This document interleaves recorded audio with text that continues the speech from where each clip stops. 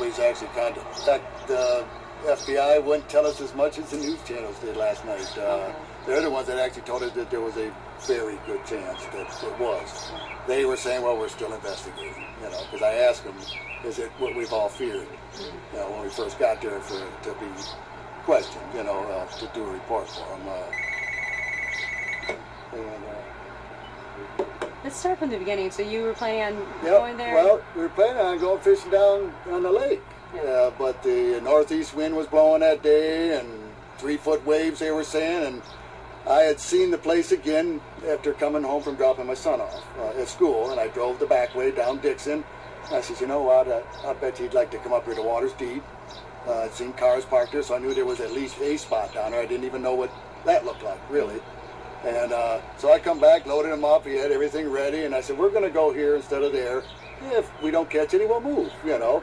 So we get there, and right away, I can see this concrete off to one side where it gets a little narrower. It's quite fat right at the bottom, but it gets a little narrower. And again, I didn't think a whole lot of it because they had just done some work on the road. I said, well, maybe it was eroding, and they threw some stuff in the hole to keep it from eroding.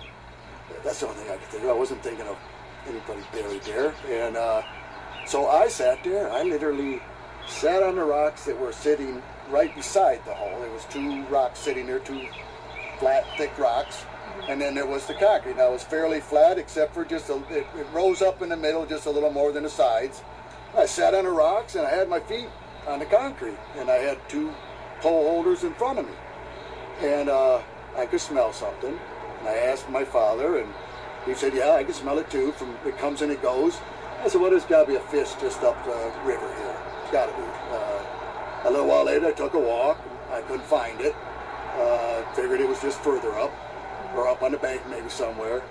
And came back, and initially what's happened here is with my moving about, I'm cracking the concrete in the middle. Not on the edges or anything, just right dead in the middle there where it ever so slightly raised up.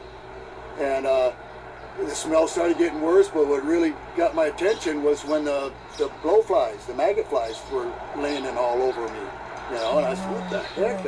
At first I thought it's warming up, you know, so they're getting more active and moving around. And well, then I looked down and they were all over the ground. Well, then I took my foot and I went like that, and it went down and came right back up. I told my dad immediately, I said, it does look like ground, this doesn't come back up, you know, when you push down, especially not concrete. Yeah. So I reached over, and it cracked up considerably into you know, all different size chunks.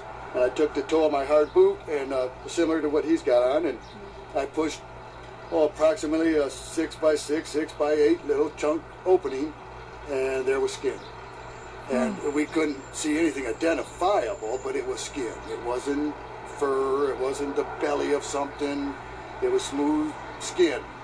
And I couldn't even make out what part of a body it might be, because it was just a square piece of skin. So my dad and I, we said, hey, we pack it up. And we went to the top of the hill and where the truck was parked and called 911.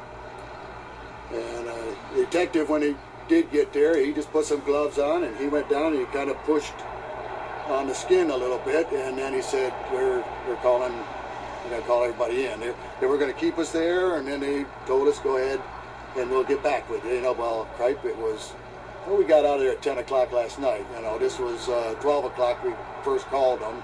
By the time, you know, they'd been down there and then took our statements. So is it noon is when you first found it? Noon is when we made our first call. We were already, little after noon is when we made our first call, and we'd already moved everything up from the bottom. Everything of ours was out of there, and we went up and made a phone call to 911. And then it took a while. I don't know where the wires got crossed, but eventually the detective from the sheriff's department come out, and he's the one that initially came and started the investigation. Oh, so what has life been like from you? Well, both my dad and I both woke up thinking and feeling a little different than we went to bed. You know, we were quite hyped. There was a lot going on. We had adrenaline up the backside going on here, and then it slowed down, and then some of the reality sunk in.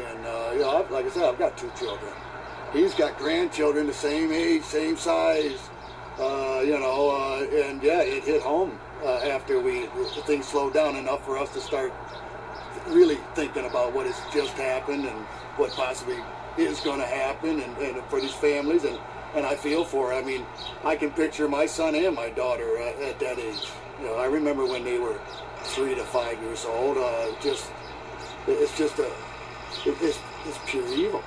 That's not even mean. That's not even rotten. That's not even psycho. That is literally pure evil. Aww.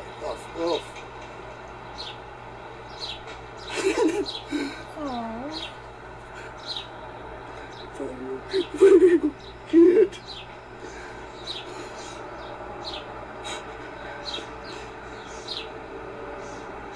It's terrible.